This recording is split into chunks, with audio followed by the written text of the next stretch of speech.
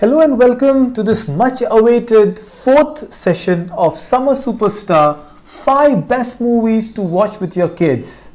Did I say much awaited?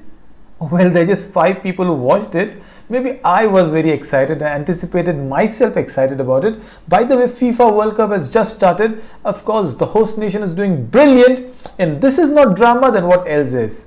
So I'll talk about an entire range of movies. We spoke about nature, fantasy and adventure. I'm sure if you have not watched it, you have missed out a big thing in your life. Go ahead, subscribe to Sky Education TV and watch those episodes. But the whole point is, movies are a great connect. And if you want, as a teacher, as an educator, as a parent, want to start talking, having conversations with your kids about life lessons, this could be a brilliant way, movies. And here is the drama section for you. Drama is more complicated than the previous 3. Drama is slow, melancholic. It is a lot of patience required when you talk to one, but which is why the most difficult pick for me was the drama pick. I was not sure if my choice would actually go down well with you, but what the heck, you can always add on more movies, but these are my picks for you. I told you, FIFA is around, so can I go away from sports? The first choice and beautiful movie, one of the best. In fact, Eddie the Eagle exceeded my expectation. I didn't know what to expect from the movie. I didn't even know who the actor was. But this 2016 biographical sport comedy is actually a movie about this young fellow, the Eddie Edwards. He is Taron Egerton. He is a British skier, and in 1988 became the first competitor to represent Great Britain in Olympics. But this was not so smooth skiing from him. He started as a 10-year-old Eddie Edward, falling down, bumping into things, always a slow, clumsy boy, and somehow he got the love for skiing. And he was, as expected, a very, very pathetic skier. But then he was encouraged unconditionally by his mother, and the father constantly discouraged him. Until he tries and goes wrong, and he is actually rejected by his own country because they don't want him to be a national embarrassment.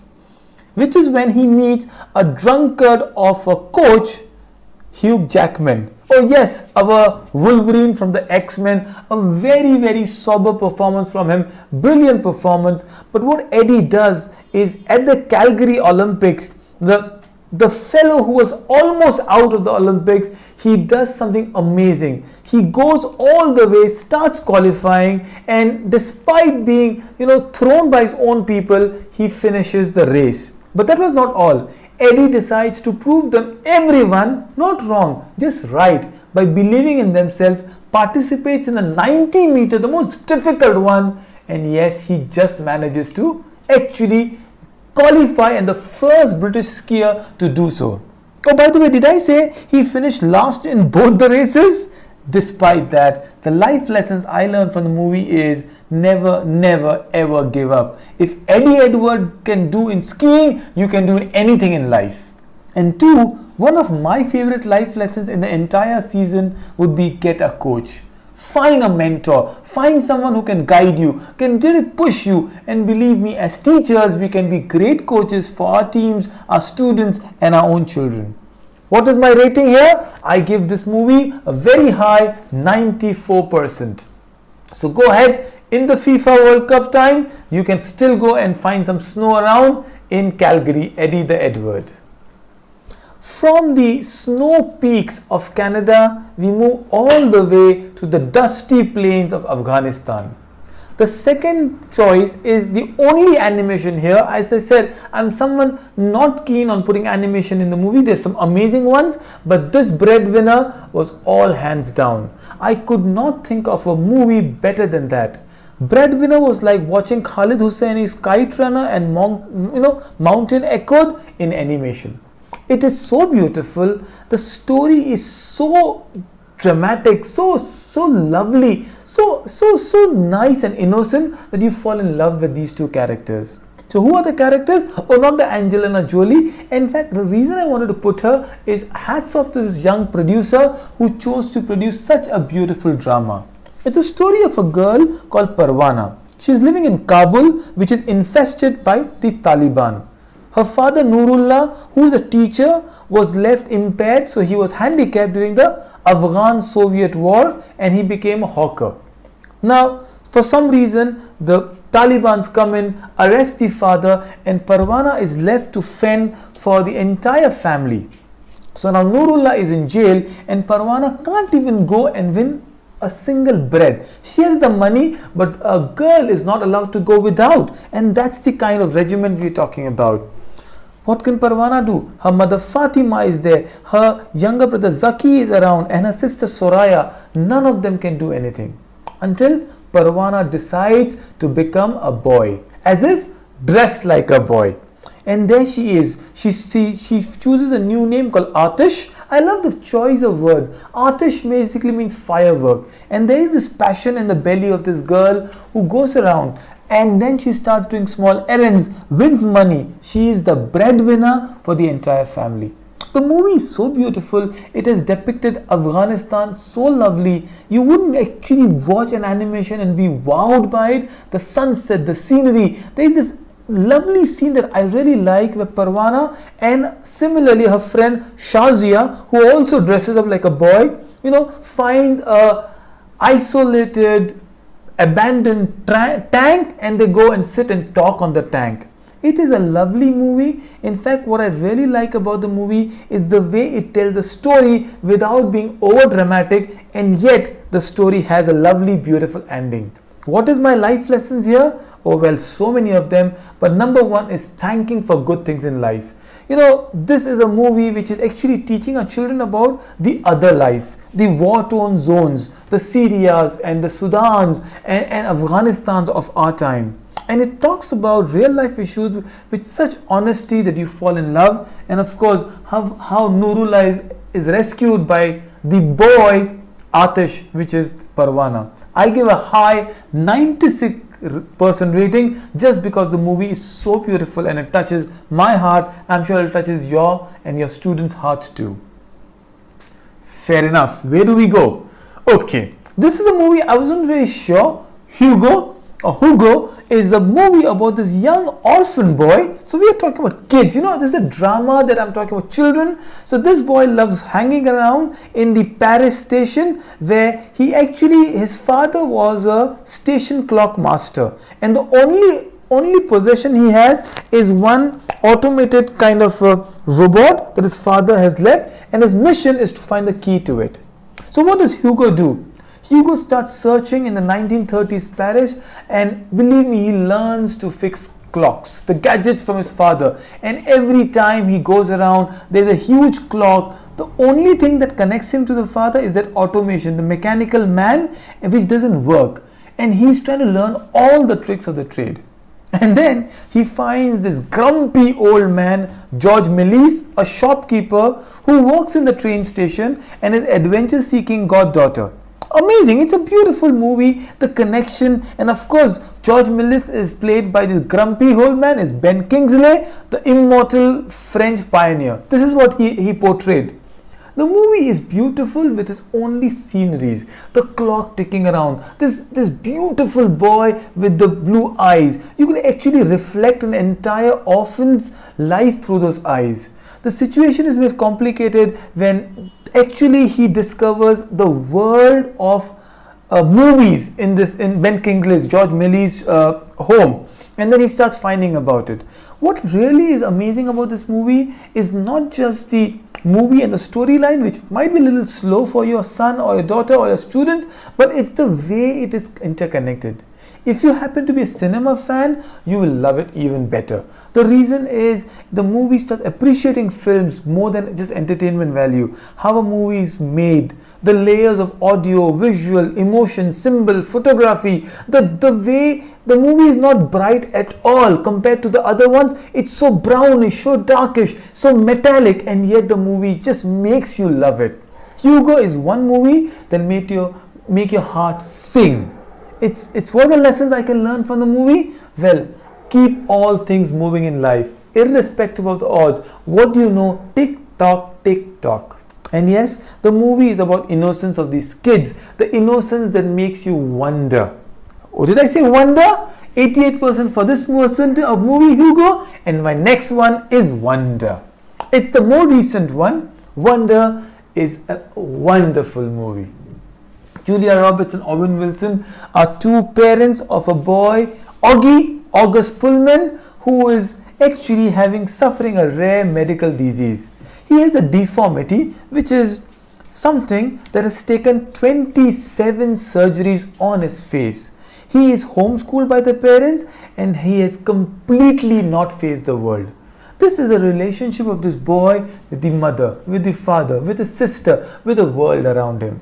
And I love the transformation of the movie. From this helmet, he aspires to be astronaut, part because he loves science, but also part because he can't show the face to the world. And slowly how the movie uncovers Augie's face to the world. You see the beauty of it. He's a fifth grader, first time schooler, and how he's bullied by some students. His own friends make a mask of a ghost. You know this Halloween mask that we had, and then yet he finds out and how they become even with him. The other people who struggling with their own life, the father, his sister Via, or Olivia as she's Via as she's termed that, and in the end Augie stands up to all of these drama around him, this bullying, this anti-sentiment, and he starts accepting himself. In fact, the last beautiful shot is Augie, who as a floating astronaut, his life dream. And Augie, believe me, I had tears in my eyes when Augie, it's a predictable movie, but you see when this boy was called by the principal of the school, selected for the Henry Ward Medal for being a strong, outstanding student. Augie receives a standing ovation. And at this moment, his mother, Isabel Julia Roberts, called Augie her wonder. Really, the movie will connect you to the world of science. I remember speaking with young Sheldon sometime. This movie is so beautiful, and then it also teaches you about how to make friends in your own family and your classrooms. I leave you with this beautiful quote for Augie, which says, "The world is a wonderful place." It's a sister, Olivia, says, just wonder is the key word. 95% to this, and I think it's a movie you must watch with your students. Oh well, we are really talking so much, and here is the final movie. I thought I'll choose an autobiography. I wasn't sure after Breadwinner should I speak again about the Talibans, but he, namely Malala, deserves to be there. What's this about? Of course, this is about this young, beautiful, strong-willed woman, Malala Yousafzai, and an entire story about what happens. You see, Malala was shot on 9th October 2012 as she boarded the school bus in the northwest Pakistani district of Swat. The gunman asked her by her name, then pointed the pistol and fired 3 shots. One bullet hit Malala under the left side of the forehead, and then she was unconscious. There were 2 more people, Shazia and Kainat, in the entire thing, where all of them were shot, and then the entire story traces the Malala's journey. Beautifully depicted. The movie also talks about Malala and a father relationship, and this movie is so amazingly spoken about. And by the way, it is directed by the Academy Award Oscar winner David Guggenheim. He is the director of my favorite Waiting for Superman, but actually the Academy winner and Inconvenient Truth, El Gore one about climate change. He actually talks seamlessly with the audience about the life and time of Malala, the youngest Pakistani woman and the winner of the Nobel Peace Prize 2014. What I loved about the movie is also the blend of animation into it. Malala's name is actually a Pashtun woman name that means courage. The girl who encouraged the Afghan forces to fight the Russians during the Battle of Mainwand. It's a remarkable story that is to be told, experienced, especially by the young women today. Malala experiences a life again, goes to Britain, how she goes through surgery, how she struggles in her English and studies and maths. It's a lovely emotional drama. When Malala says something, he, namely Malala, it's an amazing says. She says, "One child, one teacher, one book and one pen can change the world." Yes, Malala, salute to this young girl. Yeah, you can, and we will support you in changing the world. You are a strong-willed woman. You teach us about girl power. I have lovely daughters. I want them to learn about Parwanas and Malalas and Oggies of our world, because this movie is the highest rating I can give, 97%, for amazing autobiography of this girl and her journey.